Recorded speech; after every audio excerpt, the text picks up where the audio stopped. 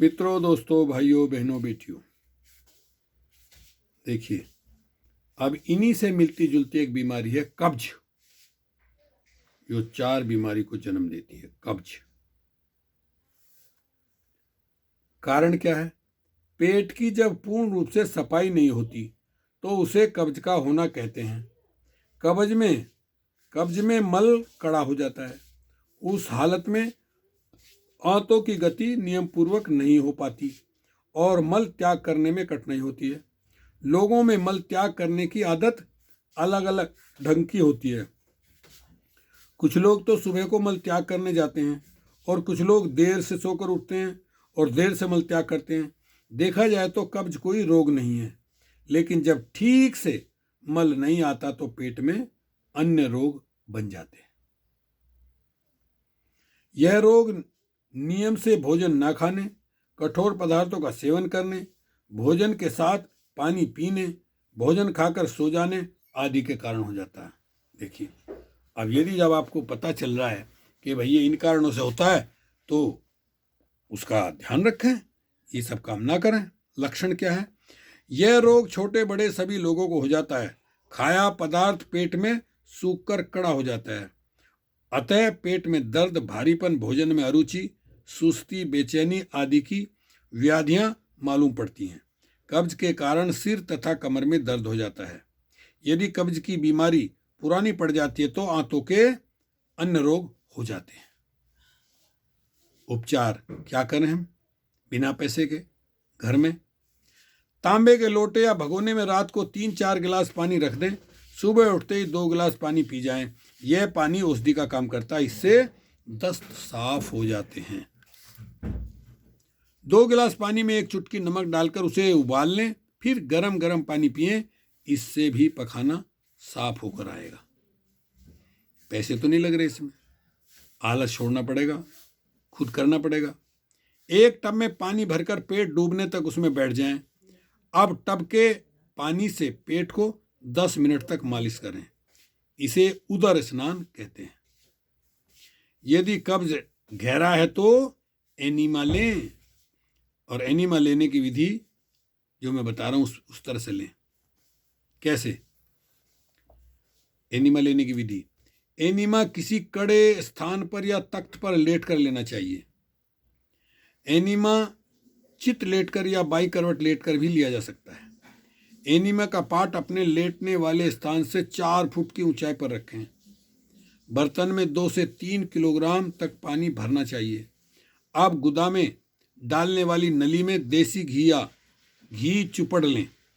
इस नली को धीरे धीरे गुदा में प्रवेश करें। पानी अब भीतर जाना शुरू हो जाएगा। पानी के भीतर प्रवेश करने के समय पेड़ू को धीरे धीरे मलते रहें। कुछ देर बाद सारा पानी पेट में चला जाएगा। अब मालिश दाएं से बाएं करें। अब 5 से 10 मिनट तक दाएं व बाईं करवट बदलते रहें। ऐसा करने से पेट की आंतों में जमा हुआ मल तथा गांठें पानी में घुल जाते हैं। अब उठकर बैठ जाएं। सोच लगने पर मल को अपने आप निकलने देना चाहिए, जोर नहीं लगाना चाहिए। यदि पानी गुनगुना हो तो पेट की सफाई अच्छी तरह हो जाती है। पानी में 10-15 बूंदे नींबू की मिला लें, बहुत अच्छा रहता है। जिन लोगों का स्वास्थ्य ठीक नहीं रहता है परंतु उनको कब्ज रहता है, उनको एनीमा नहीं लेना चाहिए। देखिए, टब स्नान की विधि, घर्षण क्रिया। सबसे पहले तानियादार टब ले लें। उसमें इतना पानी भरे कि बैठने पर पानी नाभि से कुछ ऊपर तक आ जाए। आगे की तरफ टब नीचा होता है, अतः दोनों पैरों को बाहर निकाल लें। टब के बाहर एक ऊंची पटरी रखें। दोनों पैर उस पटरी पर रखें। अब एक अंगोछा कपड़ा या तौलिया लेकर उसे भिगो लें। इसमें पेड़ू को दाहिनी तथा बाईं ओर से धीरे धीरे रगड़ें। रगड़ हल्की होनी चाहिए ताकि त्वचा छिलने न पाए। यह उदर स्नान कहलाता है। इस स्नान से भी कब्ज टूटता है। यह 10 या 15 मिनट करना चाहिए। स्नान करने के बाद पूरा शरीर सूखे वस्त्र से पोंछना चाहिए। अब 5 मिनट तक मोटी चादर या कंबल ओढ़कर लेट जाना चाहिए। यह स्नान सुबह के समय खाली पेट पानी बिना चाय पिए किया जाता है।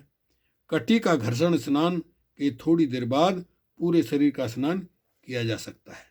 तो ये रही, क्योंकि एक कब्ज 4 बीमारी को जन्म देती है।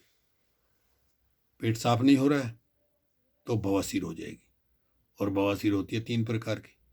नंबर 1, पेट में जरा जरा सी देर देर खुजली, पेट में दर्द, और जब सोच जाते हैं तो खून आने लगता है।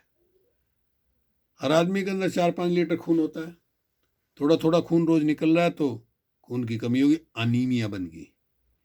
अनीमिया होने से कमजोरी शुरू, सर दर्द शुरू, बीपी डाउन चला जाता है। तो देखिए, एक के बाद एक इस तरह बीमारी होने लगती। इसलिए ध्यान रखें, कब्ज कभी नहीं रहने चाहिए। तरीका मैंने बता दिया, 5 नियम बताए मैंने पानी के।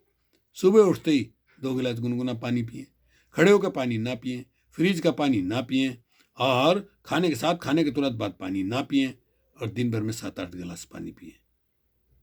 फ्रिज की जगह घड़े का पानी पिए।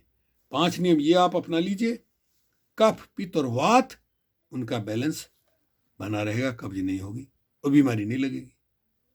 ओके साथियों, मिलते हैं अगली वीडियो में।